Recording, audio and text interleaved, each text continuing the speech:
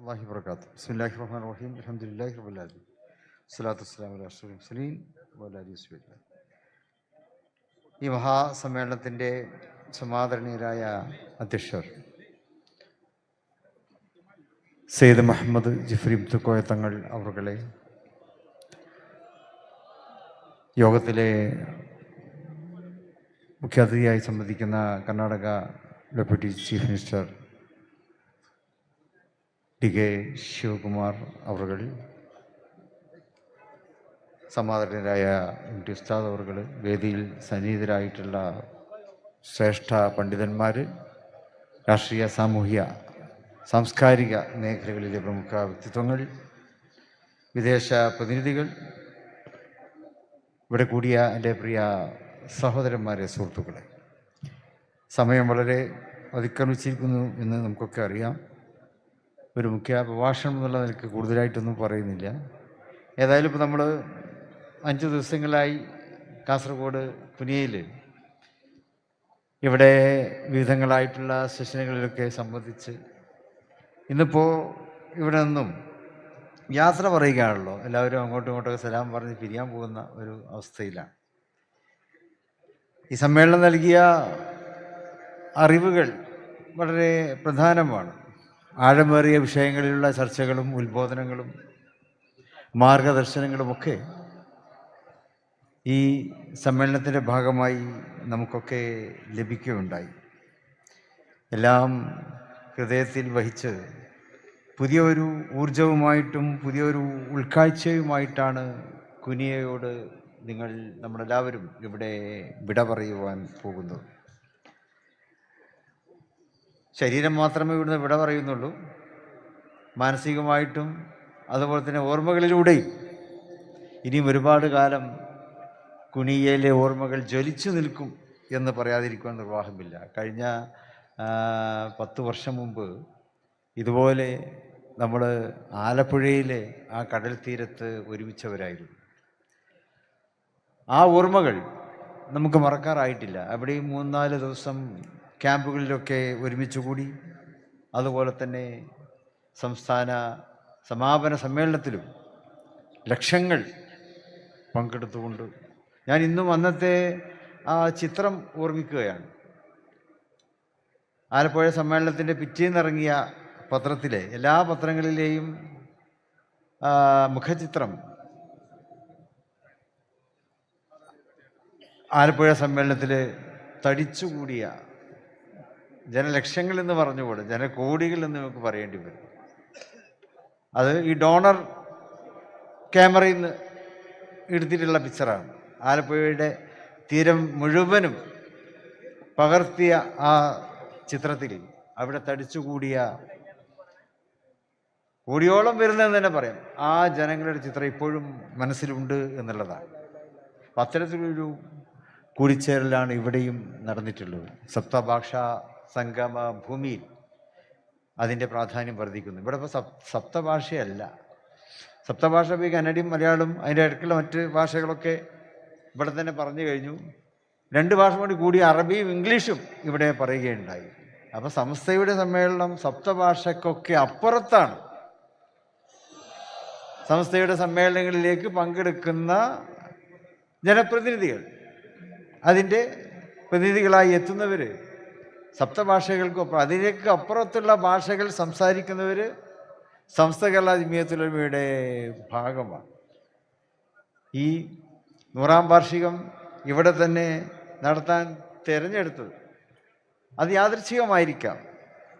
എല്ലാ ഭാഷകളിലേക്കും നമ്മുടെ ആശയത്തെ, സംസ്ഥയുടെ സന്ദേശത്തെ എത്തിച്ചു കൊടുക്കുവാൻ മഹത്തായ കുനിയയിലെ ഈ സമ്മേളനത്തിലൂടെ നമുക്ക് സാധിച്ചിരിക്കുകയാണ്. കുനിയയിൽ ഈ സമ്മേളനം നടക്കുമ്പോൾ നമുക്ക് ദുഃഖകരമായിട്ടുള്ള ചില ഓർമ്മകളുമുണ്ട്. നമ്മുടെ മഹാനായ UM ഉസ്താദ് അവറുകൾ, അദ്ദേഹം ഈ സമ്മേളനത്തിൻ്റെ വിജയത്തിന് വേണ്ടി അഹോരാത്രം പരിശ്രമിച്ചിട്ടുള്ള വ്യക്തിത്വമായിരുന്നു. നമ്മുടെ സമ്മേളനം പ്രഖ്യാപിച്ചതിന് ശേഷം തിരിച്ച് കാസർഗോഡാകുമ്പോൾ ഷാവറമ്പർ കൂടിയായിട്ടുള്ള അദ്ദേഹം കാസർഗോഡിൻ്റെ ഈ സമ്മേളനത്തിൻ്റെ കാര്യങ്ങളിൽ വളരെയേറെ ആഴത്തിറങ്ങി പ്രവർത്തിച്ചിട്ടുള്ള വ്യക്തിത്വമായിരുന്നു. അള്ളാഹുവിൻ്റെ അലംഘനീയമായ വിധിക്ക് കീഴ്പ്പെട്ടുകൊണ്ട് ഇന്ന് അദ്ദേഹം നമ്മളോടൊപ്പമില്ല. അള്ളാഹു അദ്ദേഹത്തിൻ്റെ ദർജകളെ ഉയർത്തി കൊടുക്കുമാറാകട്ടെ എന്ന് പ്രാർത്ഥിക്കുന്നു. അതുപോലെ തന്നെ നമ്മുടെ CM ഉസ്താദും അങ്ങനെയാണല്ലോ. കാസർഗോഡൊക്കെ വരുമ്പോൾ എപ്പോഴും സുന്നത്ത് ജമാഅത്തിൻ്റെ പ്രവർത്തനങ്ങളിൽ അതിൻ്റെ ഒരു ജിഹ്വയായിട്ട് തന്നെയായിരുന്നു മഹാനായ CM ഉസ്താദിനെയും നമുക്ക് കാണുവാൻ കഴിഞ്ഞിരുന്നു. അവരൊക്കെ പോലെയുള്ള ഉന്നത വ്യക്തിത്വങ്ങളുടെയൊക്കെ അഭാവം നമുക്ക് വല്ലാതെ വേദനിപ്പിക്കുന്നുണ്ട്. അള്ളാഹുവർക്കൊക്കെ മഗ്ഫിറത്തും മർഹമത്തും നൽകുമാറാകട്ടെ എന്ന് സാന്ദർഭികമായി പ്രാർത്ഥിക്കുകയാണ്. ഇവിടെ ഒരുപാട് പാഠങ്ങൾ നമ്മൾ പഠിച്ചു എന്ന് നേരത്തെ സൂചിപ്പിച്ചല്ലോ. ഈ സമ്മേളനം ഇസ്ലാമിൻ്റെ പാഠങ്ങൾ എന്ന് പറഞ്ഞാൽ സുന്നത്ത് ജമാഅത്തിൻ്റെ ആദർശപരമായിട്ടുള്ള ആഴത്തിലേക്ക് ഇറങ്ങി ചെന്നിട്ടുള്ള പാഠങ്ങൾ നമുക്കിവിടെ ഉരുവിട്ട് തന്നു നമ്മുടെ പണ്ഡിത ശ്രേഷ്ഠന്മാർ. അത് ഉറക്കെ പറയുകയും ചെയ്തു. പക്ഷേ ഒരു കാര്യം നമ്മൾ അറിയണം, 5 ദിവസങ്ങളിലായി 100 മണിക്കൂറുകളിൽ ഏറെയാണ് നിങ്ങളിവിടെ ചെലവഴിച്ചിട്ടുള്ളത്. 100 മണിക്കൂറുകളോളം ഇവിടുത്തെ പന്തലിലും മറ്റുമൊക്കെ ആയിട്ട് നിങ്ങളെല്ലാവരും ഇവിടെ ചെലവഴിച്ചു. വിവിധ സെഷനുകളിൽ നിങ്ങൾ പങ്കെടുത്തു. എല്ലാവരും വളരെ ഊർജ്ജസ്വലതയോടെ തന്നെയാണ് സമ്മേളനത്തിൽ ഉടനീളം സംബന്ധിച്ചത് എന്ന് ഈ സമ്മേളനത്തിൻ്റെ കാഴ്ചകളൊക്കെ നമ്മളെ ബോധ്യപ്പെടുത്തുകയാണ്. അപ്പോഴൊക്കെ നമുക്ക് ഏറെ അഭിമാനത്തോടെ പറയുവാൻ കഴിയും, ഈ വലിയ 100 മണിക്കൂറുകളോളം നമ്മളിവിടെ കൂടിയിരുന്ന് വിവിധ സെഷനുകളൊക്കെ സംബന്ധിച്ചപ്പോഴും ഒരിക്കലും തന്നെ സഹോദര സമുദായങ്ങളെക്കുറിച്ച് നല്ലതല്ലാതെ മറ്റൊന്നും ഈ സമ്മേളനത്തിൽ ഒരാളും ഉരിയാടിയിട്ടുണ്ടായിരുന്നില്ല എന്നുള്ളതാണ്. എല്ലാ സമുദായങ്ങളെക്കുറിച്ചും നല്ലതാണ് പറഞ്ഞത്. ആരെയും നമ്മൾ മോശമായി പറയുകയുണ്ടായില്ല. തെറ്റിദ്ധാരണ ഉണ്ടാക്കുന്ന ഒരു വരി പോലും പോയിട്ട് ഒരക്ഷരം പോലും ഇതര സമുദായങ്ങളെക്കുറിച്ച് ഇവിടെ ആരും പറഞ്ഞിട്ടില്ല എന്നുള്ളത് കൂടി നമുക്കൊക്കെ സന്തോഷം പകരുന്ന കാര്യമാണ്. സംസ്ഥയുടെ 100 വർഷങ്ങൾ എന്താണ്, പിന്നിട്ട 100 വർഷങ്ങൾ എന്തായിരുന്നു എന്നുള്ളതിൻ്റെ ശരിയായ ഒരു നഖചിത്രമാണ് തീർച്ചയായിട്ടും കുനിയയിലെ ഈ സമ്മേളനം എന്ന് ചരിത്രം രേഖപ്പെടുത്തി കഴിഞ്ഞിരിക്കുകയാണ്. ഇനി മറ്റൊന്നും ആവശ്യമില്ല. എന്തായിരുന്നു സംസ്ഥയുടെ 100 വർഷത്തെ പ്രവർത്തനങ്ങൾ എന്നുള്ളതിന് കുനിയയിൽ നടന്ന സംഭവങ്ങളെ തന്നെ നമുക്ക് ചരിത്രത്തിൻ്റെ ഭാഗമായിട്ട് അവതരിപ്പിച്ചു കൊടുക്കുവാൻ കഴിയുന്നു. അതുപോലെ തന്നെ ഇവിടെ നമ്മൾ ആരെയും മതത്തിൽ നിന്ന് പുറത്താക്കാൻ നിന്നിട്ടില്ല. ആരെങ്കിലും മതത്തിൽ നിന്ന് പുറത്താക്കാനോ ആരെങ്കിലും മതത്തിലേക്ക് അകത്താക്കാനോ ഈ സമ്മേളനത്തിൽ നമ്മൾ ശ്രമിച്ചിട്ടില്ല. അതുപോലെ തന്നെ ആരെങ്കിലും സ്വർഗത്തിലാക്കാൻ നമ്മൾ പോയിട്ടില്ല. ആരെങ്കിലും നരകത്തിലാക്കുവാനും നമ്മൾ കുനിയയിൽ കൂടിയിരുന്നു കൊണ്ട് നമ്മൾ അതിനൊന്നും തയ്യാറായിട്ടില്ല. മറിച്ച് നരകവും സ്വർഗമൊക്കെ അള്ളാഹു കൊടുക്കുന്നതാണ്. അത് അള്ളാഹു വിട്ടുകൊടുക്കുകയാണ്. മറിച്ച് ജീവിതത്തെ സമ്പൂർണ്ണവൽക്കരിക്കുന്ന, നേരത്തെ അവിടെ ഉസ്താദുമാരൊക്കെ സൂചിപ്പിച്ചതുപോലെ ജീവിതത്തെ ശുദ്ധീകരിക്കുന്നതിന് വേണ്ടിയുള്ള കാര്യങ്ങൾ അതാണ് നമുക്ക് നൽകിയത്. അതാണ് നമ്മളിവിടുന്ന് 5 ദിവസങ്ങളിലും മനസ്സിലാക്കി കഴിഞ്ഞത്. അതുതന്നെയാണ് സംസ്ഥ കേരള ജമിയത്തുൽ ഉലമ കഴിഞ്ഞ കാലങ്ങളിലൂടെ നമുക്ക് കേരളത്തിന് തന്നെ ബോധ്യപ്പെടുത്തി തന്നതും അതുതന്നെയാണ്. സമാനതകളില്ലാത്ത ഒരു ചരിത്ര പിറവി അതിനാണ് ഇപ്പോൾ നമ്മളിവിടെ സാക്ഷ്യം വഹിക്കുന്നത്. ആത്മീയ ലോകത്ത് ഏറ്റവും ദൃഢമായ സംഘടനാ സംവിധാനം, അത് ലക്ഷക്കണക്കിന് ആളുകൾക്ക് ദീനീ പ്രവാഹം നൽകാൻ കാരണമായിട്ടുണ്ട്. സംസ്ഥ കേരള ജമിയത്തുൽ ഉലമയുടെ പ്രവർത്തനങ്ങൾ അതിങ്ങനെ ജ്വലിച്ചു നിൽക്കുകയാണ്. അതിന് അള്ളാഹുവിൻ്റെ കാരുണ്യം ഉള്ളതുകൊണ്ടാണ്. 100 വർഷങ്ങളിൽ ഒരു സംഘടന ജ്വലിച്ചു നിൽക്കണമെങ്കിൽ അതിൻ്റെ പിന്നിൽ അള്ളാഹുവിൻ്റെ കാരുണ്യം തന്നെയാണുള്ളത്. അതില്ലാതെ ഇത് സാധ്യമല്ല. നേരത്തെ ഡി കെയും ഇവിടെ അദ്ദേഹത്തിൻ്റെ പ്രസംഗത്തിൽ സൂചിപ്പിച്ചു, 100 വർഷമൊക്കെ ഒരു സംഘടനക്ക് പ്രവർത്തിക്കണമെങ്കിൽ അതിൻ്റെ പിന്നിൽ ശക്തമായ ഇച്ഛാശക്തി ആവശ്യമാണ്. അത് അള്ളാഹുവിൻ്റെ ഒരു മഹത്തായ അവൻ്റെ ഒരു വിധിയാണ്. ഇലാഹിയായിട്ടുള്ള സഹായങ്ങളുടെ നിധിയായിട്ടാണ് സംസ്ഥ കേരള ജമിയത്തുൽ ഉലമയെ നമുക്ക് കാണുവാൻ കഴിയുക. ജനലക്ഷങ്ങൾ അത് നെഞ്ചിലാക്കി ഇലാഹി പാതയിലെ ഒഴിച്ചുകൂടാൻ പറ്റാത്ത ഒന്നായിട്ട് ആ സംഘശക്തി മാറുകയുണ്ടായി. ഇത് കേവലം ഒരു സംഘടനാ പ്രവർത്തനമല്ല, ഇത് ഇലാഹി പാതയിലെ ഒഴിച്ചുകൂടാൻ പറ്റാത്ത ഒരു മുന്നേറ്റമാണ്, ഒരു കൂട്ടായ്മയാണ്, ഒരു ജമിയത്താണ്. പരിശുദ്ധ പ്രവാചകൻ സല്ലല്ലാഹു അലൈഹി വസല്ലം നമ്മളോട് പറഞ്ഞതുപോലെ യദുല്ലാഹി അലൽ ജമാ, അള്ളാഹുവിൻ്റെ സഹായം അത് സംഘബോധത്തോടെ പ്രവർത്തിക്കുമ്പോഴാണ്, സംഘബോധത്തോടെ ജീവിക്കുമ്പോഴാണ് അള്ളാഹുവിൻ്റെ സഹായം ഉണ്ടാവുക എന്ന് പരിശുദ്ധ പ്രവാചകൻ മുഹമ്മദ് സ്വല്ലല്ലാഹു അലൈഹി വസല്ലം പഠിപ്പിച്ചതുണ്ട്. അത് തന്നെയാണ് സംസ്ഥയുടെ ഏറ്റവും വലിയ നേട്ടവും. 100 വർഷങ്ങളുടെ പാരമ്പര്യം അതാണ്. ഐക്യത്തോടെ വതസിമു ബിഹബ്ലില്ലാഹി ജമിഅ വലാ തഫറഖു എന്ന പരിശുദ്ധ ഖുർആനിൻ്റെ തിരുവചനങ്ങൾ ഉത്തമ സമൂഹത്തിലേക്കാണ് സംസ്ഥ നമ്മെ നയിച്ചുകൊണ്ടിരിക്കുന്നത്. റബ്ബന ആതിനാ ഫിദ്ദുനിയ ഹസന വഫിൽ ആഖിറതി ഹസന എന്ന് നമ്മൾ ദ്വാരന്നുകൊണ്ടിരിക്കുന്നു. ദുനിയാവിലെ ഹസനാത്തുകൾക്ക്, ആഖിറത്തിലെ നിത്യജീവിതത്തിലെ സ്വർഗീയ വാസത്തിലേക്ക്, അതിനുവേണ്ടിയുള്ള പ്രവർത്തനങ്ങൾ, അതിനുവേണ്ടിയുള്ള പരിശ്രമങ്ങൾ, അത് നമുക്ക് പഠിപ്പിച്ചു തന്നത് സംസ്ഥ കേരള ജമിയത്തുൽ ഉലമയാണ്. ഇലാഹി പാതയിലൂടെ ജീവിതത്തെ നമുക്ക് പറഞ്ഞു തന്ന ആലിമീങ്ങളുടെ മഹത്തായ വചനങ്ങളിലൂടെയാണ് നമുക്കതൊക്കെ തന്നെ കേൾക്കുവാൻ കഴിഞ്ഞത്. തസവുഫും ഫിഖ്ഹും രണ്ടും ചേർന്ന്, രണ്ടും സമഞ്ജസമായി സമ്മേളിച്ചുകൊണ്ട് ഒന്നിനൊന്ന് മെച്ചം എന്നുള്ള നിലക്ക് ഫാഖിഹാണ്, അതോടൊപ്പം സൂഫിയാണ്.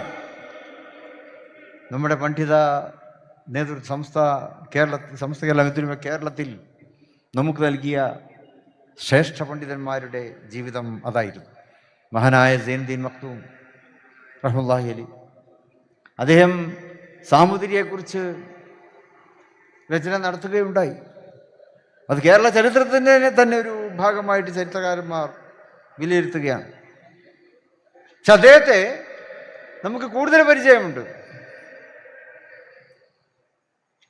അദ്ദേഹത്തെ നമുക്ക് കൂടുതൽ പരിചയം കർമ്മശാസ്ത്ര പഠനത്തിലൂടെയാണ്.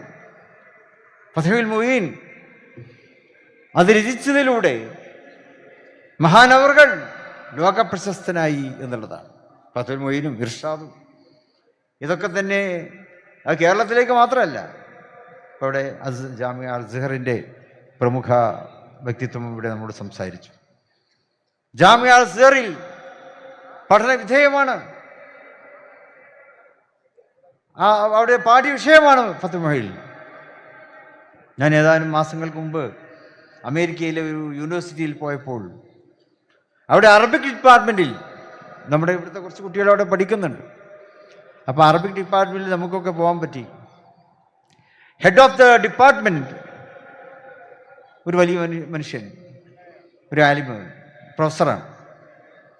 അദ്ദേഹം എനിക്കൊരു സമ്മാനമായി ഒരു പുസ്തകം നൽകി. പറിച്ചു നോക്കുമ്പോൾ അത് ഫത്ഹുൽ മുഈനാണ്. അദ്ദേഹം എനിക്ക് തരാൻ കാരണം, ഞാൻ കേരളക്കാരനാണ്, ഞങ്ങൾ കേരളക്കാരാണ്. ഫത്ഹുൽ മുഈൻ്റെ മുസന്നിഫിൻ്റെ രാജ്യക്കാരനാണ്, ആ ഗ്രന്ഥകാരൻ്റെ രാജ്യക്കാരനാണ് ഞങ്ങൾ എന്നറിഞ്ഞുകൊണ്ട് ആ സന്തോഷം പകർന്നുകൊണ്ടാണ്, പ്രകടിപ്പിച്ചുകൊണ്ടാണ് ഫത്ഹുൽ മുഈൻ്റെ ആ ഗ്രന്ഥം ഞങ്ങൾക്ക് നൽകിയത്. അപ്പം അത്രമാത്രം ലോകത്ത് ആദരിക്കപ്പെടുന്ന മഹാമനുഷ്യൻ അദ്ദേഹം തന്നെയാണ്. അദ്കിയയുടെയും കർത്താവ്. ആധ്യാത്മിക ജീവിതത്തെ പാടി നമുക്ക് പറഞ്ഞു തന്നു അദ്കിയയിലൂടെ. ആ കാവ്യപദങ്ങളിലൂടെ മുന്നോട്ട് പോകുമ്പോൾ മനുഷ്യൻ എങ്ങനെ ജീവിക്കണം, അവൻ്റെ വ്യക്തിപരം, അവൻ്റെ സാമൂഹ്യപരം, അവൻ്റെ കുടുംബപരം, ഇങ്ങനെ എല്ലാ മേഖലകളിലും അവൻ പുലർത്തേണ്ടതായിട്ടുള്ള കാര്യങ്ങൾ, ആധ്യാത്മികതയെക്കുറിച്ച്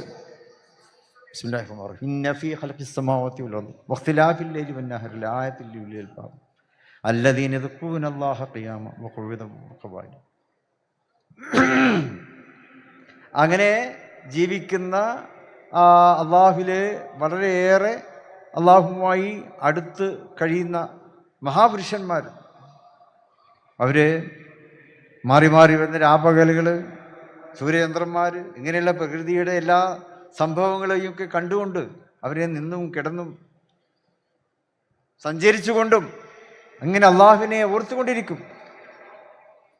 അപ്പോഴും അവർ പറയുന്ന ഒന്നുണ്ട്, ഇതൊന്നും വെറുതെ അല്ല, ഇതൊന്നും വെറുതെ സൃഷ്ടിച്ചതല്ല. സുബ്ഹാനക ഖിനാ അദാബന്നാർ, ഞങ്ങളെ നരകത്തിൽ നിന്ന് നീ കാത്തിരക്ഷിക്കണം. പരിശുദ്ധനായ റബ്ബിനോടും അതാണ് പറയുന്നത്. അപ്പം ഈ ദുനിയവിയായ എല്ലാ കാര്യങ്ങളിലും നമ്മൾ നമ്മുടെ ജീവിതത്തെ സമർപ്പിക്കുമ്പോഴും അതുമായി സഞ്ചരിക്കുമ്പോഴും ഒരു വിശ്വാസിയുടെ ഉള്ളകം എപ്പോഴും ഓർമ്മിക്കേണ്ടത് അള്ളാഹുവിലുള്ള ഭയപ്പാടിലാണ്. അദാബുന്നാറിനെ കുറിച്ചുള്ള ഭയപ്പാടാണ്. നരകത്തെക്കുറിച്ചുള്ള ഭയപ്പാടിലൂടെയാണ് ഒരു വിശ്വാസി ജീവിക്കേണ്ടത് എന്നുള്ള സന്ദേശം. അത് ആത്മീയതയുടെ ഏറ്റവും വലിയ തലമാണ്. അവിടേക്ക് നമ്മെ നയിച്ച മഹാനായ സൈനുദ്ദീൻ മക്തൂം റഹ്മത്തുള്ളാഹി അലൈഹി. അപ്പം അവരൊക്കെ പോലെയുള്ളവർ ആത്മീയതയും സാമൂഹ്യ ജീവിതത്തെയും ഒരുമിച്ച് കണ്ടു എന്നുള്ളത് തന്നെയാണ്. അത് നമുക്ക് പഠിപ്പിച്ചു തന്നു ആ മഹാരഥന്മാർ. അതിലൊന്നും അവർ ഒരു വിധത്തിലുള്ള വീഴ്ചയും വരുത്തിയില്ല. കർമ്മശാസ്ത്ര മേഖലയിൽ അങ്ങനെ സഞ്ചരിക്കുമ്പോഴും ആത്മീയ മേഖലയിലേക്കും നമുക്ക് അവർ വിരൽ ചൂണ്ടി തന്നു എന്നുള്ളതാണ്. ഇമാം അബൂ ഹനീഫ റഹ്മത്തുള്ളാഹി അലൈഹി അങ്ങനെ തന്നെയാണല്ലോ. അദ്ദേഹം അബൂ ഹനീഫ റഹ്മത്തുള്ളാഹി അലൈഹി എന്തായത്, അദ്ദേഹം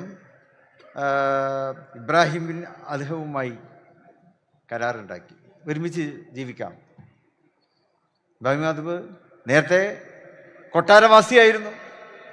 പിന്നെ അതൊക്കെ ഒഴിവാക്കി തികഞ്ഞ ആത്മീയതയോടെ ജീവിക്കുവാൻ തയ്യാറായി. മഹാനായ ഇമാം അബൂ ഹനീഫ ആണെങ്കിലോ പണ്ഡിത ശ്രേഷ്ഠനായിരുന്നു, പാണ്ഡിത്യത്തിൻ്റെ നിറകുടമായിരുന്നു.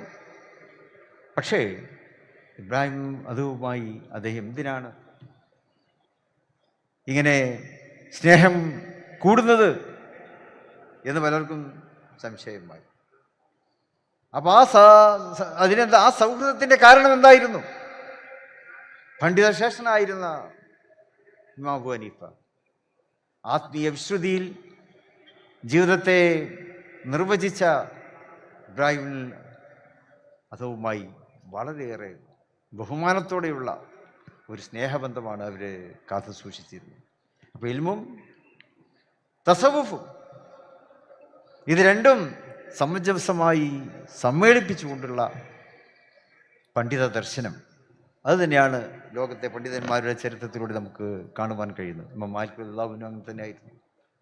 അദ്ദേഹവും മുഅത്ത പോലെയുള്ള വലിയ ഗ്രന്ഥങ്ങൾ വിരചിച്ച ഇമാം മാലിക് റഹ്മത്തുള്ളാഹി അദ്ദേഹം പറയുന്നത് അങ്ങനെ തന്നെയാണ്. മൻ തഫഖഹ വലം യതസവ്വഫ ഫഖദ് തഫസ്സഖ വമൻ തസവ്വഫ വലം യതഫഖഹ ഫഖദ് തസന്തഖ വമൻ ജമഅ ബൈനഹുമാ ഫഖദ് തഹഖഖ. ചുരുക്കി പറഞ്ഞാൽ കേവലം തസവുഫിൻ്റെ ജ്ഞാനം ഇല്ലാതെ ഫിഖ്ഹിന്റെ ഹുക്മുകൾ മാത്രം അറിയുന്നവർക്ക് അത് പോരാ എന്നുള്ളതാണ്. എന്നതുപോലെ തന്നെ ഫിഖ്ഹിന്റെ ഹുക്മുകൾ അറിയാതെ തസവുഫിൻ്റെ ജ്ഞാനം മാത്രമുള്ളവർ അതും പോരാ എന്നുള്ളതാണ്. അപ്പോൾ ഫഖീഹായിരിക്കണം, അതോടൊപ്പം തന്നെ സൂഫിയുമായിരിക്കണം എന്നുള്ള ദർശനങ്ങളാണ് ആ പണ്ഡിത ശ്രേഷ്ഠന്മാരൊക്കെ നമുക്ക് നൽകിയത്. വമൻ ജമഅ ബൈനഹുമാ ഫഖദ് തഹഖഖ. ഒരുമിച്ച് നിന്നാൽ ഇത് രണ്ടും ഒരുമിച്ചാൽ അതാണ് ഹഖീഖത്തിലേക്കുള്ള ഏറ്റവും വലിയ മാർഗമായി ആ മഹാദാർശനികന്മാർ നമുക്ക് പറഞ്ഞു തന്നിട്ടുള്ളത്. ഇമാമുനാ ഷാഫി റളിയല്ലാഹു അൻഹു അങ്ങനെ തന്നെയായിരുന്നു. അദ്ദേഹം ഷാഫി റഹ്മത്തുള്ളാഹിയെ കുറിച്ച് പറയേണ്ടതില്ലല്ലോ. പക്ഷെ അദ്ദേഹം ഷൈബാനു റായിയുടെ സദസ്സിൽ വന്നിരിക്കുമായിരുന്നു. മഹാപണ്ഡിതനായ ഇമാം ഷാഫി. അദ്ദേഹത്തോട് പലരും ചോദിക്കും, എന്തിനാ ഷൈബാനു റായിയുടെ സദസ്സിൽ അങ്ങ് പോയിരിക്കുന്നത്? അപ്പം അദ്ദേഹം പറഞ്ഞു, അതാ മിൻ വറസത്തിൽ അംബിയ, ഇദ്ദേഹം അമ്പിയാക്കളുടെ പരമ്പരയിൽപ്പെടുന്നു. അതായത് അനന്തരാവകാശം. ഉലമാക്കൾ വറസത്തിൽ അംബിയ പറയുന്നുണ്ടല്ലോ. എന്നതുപോലെ തന്നെ സൂഫിയായ ഷൈബാനു റായിയും അമ്പിയാക്കളുടെ അനന്തരാവകാശിയായിട്ടാണ് മഹാനവർകൾ പറഞ്ഞത്. കുൻ ഫഖീഹൻ വസൂഫിയൻ വലാ തകുൻ വാഹിദ. എന്നും ഷാഫിഈ റഹ്മത്തുള്ളാഹി അലൈഹി പറയും. നിങ്ങൾ ഫഖീഹാവുക, പണ്ഡിതനാവുക, ഒപ്പം സൂഫിയുമാവുക, വലാത്തക്കും വാഹിദ, ഇതിലേതെങ്കിലും ഒന്ന് മാത്രം ആവരുത് എന്ന് പറഞ്ഞുകൊണ്ട് പാണ്ഡിത്യത്തെ നിർവചിച്ചു. ആ പാണ്ഡിത്യത്തിൻ്റെയും തസവുഫിൻ്റെയും മാർഗത്തിലൂടെ സമൂഹം നയിക്കുന്ന പണ്ഡിതന്മാരെയൊക്കെ തന്നെ നമുക്ക് പരിചയപ്പെടുത്തി. അതാണ് ഇസ്ലാമിൻ്റെ യഥാർത്ഥ ചരിത്രവും. മദ്ഹബിൻ്റെ എല്ലാ ഇമാമുമാരും ഇതൊക്കെ തന്നെയാണ് നമുക്ക് പറഞ്ഞു തന്നത്. ആ പാരമ്പര്യം തന്നെയാണ് കേരളത്തിൽ വന്നാലും നമുക്ക് കാണുവാൻ കഴിയുന്നത്. 17 വയസ്സിൽ തന്നെ കുത്തുബാനിയത്ത് പ്രകടിപ്പിച്ച മമ്പ്രന്തങ്ങളെ മഹാനായ വെളിയങ്കോട് ഉമർ ഖാദി, അവരുമായിട്ടുള്ള ബന്ധം അങ്ങനെയായിരുന്നു. ഉമർ ഖാദി ഉന്നത പണ്ഡിതനായിരുന്നു, സൂഫിയായിരുന്നു. തങ്ങളുമായിട്ട് വലിയ ബന്ധം അദ്ദേഹം പ്രകടിപ്പിച്ചു.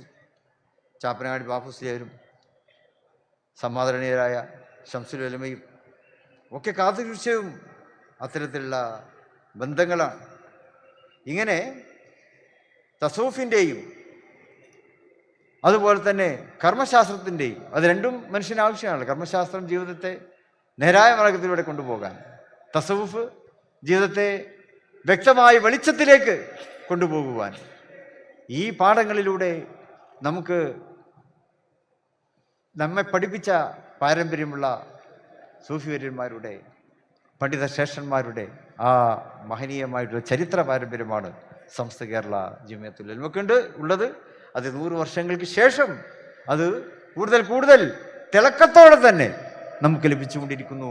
ഇനിയുള്ള വർഷങ്ങളിലും ആ ഒരു തിളക്കത്തിൽ ജീവിക്കുവാനും ആ ഒരു മാർഗത്തിലൂടെ സഞ്ചരിക്കുവാനും റബ്ബ് സുബ്ഹാനഹു വ തആല നമുക്കൊക്കെ തൗഫീഖ് നൽകുമാറാകട്ടെ എന്ന പ്രാർത്ഥനയോടെ അതിനൊക്കെയുള്ള നല്ല ഒരു പ്രചോദനമായി ഈ 100ാം വാർഷിക സമ്മേളനം മാറിക്കഴിഞ്ഞു. അത് ഉൾക്കൊണ്ടുകൊണ്ട് ജീവിക്കാൻ നമുക്കൊക്കെ റബ്ബ് തൗഫീഖ് നൽകട്ടെ എന്ന പ്രാർത്ഥനയോടെ ഞാൻ എൻ്റെ എളിയ വാക്കുകളിലൂടെ ഉപസംഹരിക്കുകയാണ്. അതോടൊപ്പം ഇവിടെ വേറൊരു കാര്യം പറയുന്നു. Samastha Kerala Jamiyyathul Muallimeen central council SKJ MCC അതിൻ്റെ 70ാം വാർഷിക മഹാസമ്മേളനം 2029 ഡിസംബറിൽ നടത്താൻ തീരുമാനിച്ച വിവരം ഇവിടെ അറിയിക്കുകയാണ്. അതിൻ്റെ പ്രചരണോദ്ഘാടനം സമ്മേളനം 2027 ജനുവരിയിൽ തമിഴ്നാട്ടിൽ വെച്ച് നടത്തും എന്നുകൂടി ഇവിടെ നിങ്ങളെ അറിയിച്ചുകൊണ്ട് ഞാൻ ഇവിടെ വാങ്ങുന്നു. അസ്സലാമു അലൈക്കും വറഹ്മത്തുള്ളാഹി വബറകാതുഹു. പ്രിയമുള്ളവരെ,